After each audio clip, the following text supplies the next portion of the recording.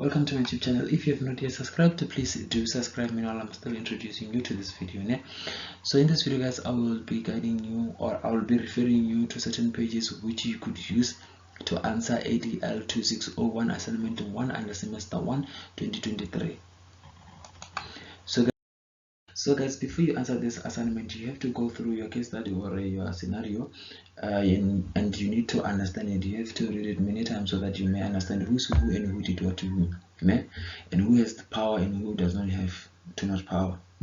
So, and then from that you go to instructions of this assignment so that you may understand what is required of you, and then you can start answering this assignment. 1.1, discuss the meaning of an organ of state as defined in the Constitution of South Africa 1997. Support your answer with a reference from the relevant legislation. So you need to explain what is organ of state, and also based on the relevant legislation. So the relevant legislation is going to be section 239 of the Constitution. So if you go to glossary, under glossary in your study guide, I think that it is page 7. So in your study guide, page 7, you are going to find the definition of organ of state. It has the relevant legislation there, which is section 30. Section 239. Or you can go to your study guide, page 27. You're going to see section 239 under 3.1. You're going to see section 239 of the Constitution. It will be explaining this organ of state. Just that on glossary they just explained it in a paragraph form, but on page 27 they just list it in a point form. So you just have to focus there. Then from there you'll be able to state who is the organ of state in that scenario, because they just want you to understand what is administrative relationship. Administrative relationship, someone has to be clothed with the state power, which is the authority, has to be given the authority by the state under section 239. So you have to go through that thing, then you will see, and you'll be able to get that 5 point. And then let's move to the next one.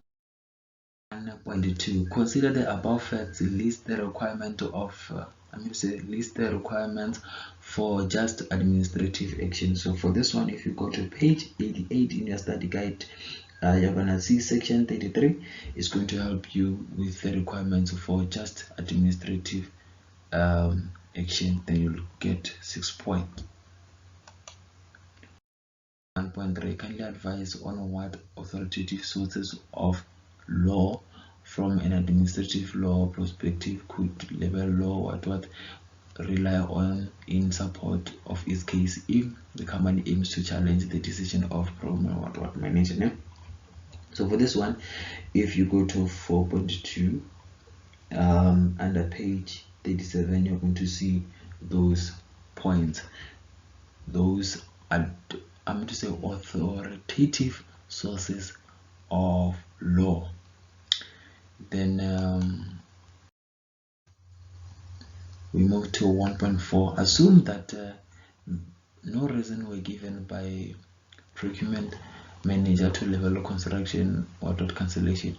What remedy is available from Pty Ltd if it is not satisfied with the lack of reason provided by procurement manager? Answer the preceding question in terms of the relevant provision. So for this one, if you go to the various forms of judicial control under Learning Unit 12.2, page 175, you're going to find those variation form of judicial control. So you're going to find all those points of judicial control from page 175 to page 179. It has the list of those forms, and it also explains those forms. So if you go to page 175, you're going to see those various forms of judicial control. If you have any question based on this video, please do comment, and I will really appreciate it if you guys give me feedback based on this video now. And please do not forget to share this link with anyone who needs it, so that you guys can pass this module. And please do not forget to subscribe me.